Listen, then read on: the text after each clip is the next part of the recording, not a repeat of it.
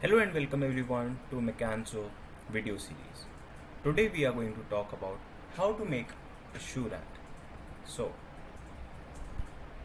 first of all, Mecanso kits are the perfect way to learn about simple machine concepts.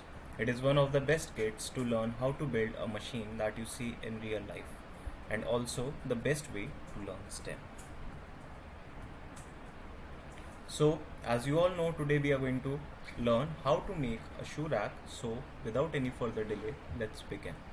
So, what you have to do, you have to take a medium plate and then you have to take two small L bars and attach them perpendicular to the medium plate.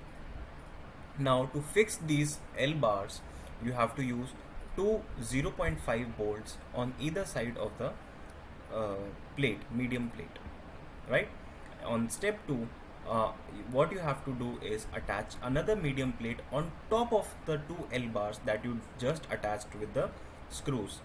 Now tighten the medium plate that you attached on the top with bolts, and on top of that medium plate attach another set of two small L bars perpendicularly, and as we have done before, tighten them with screws.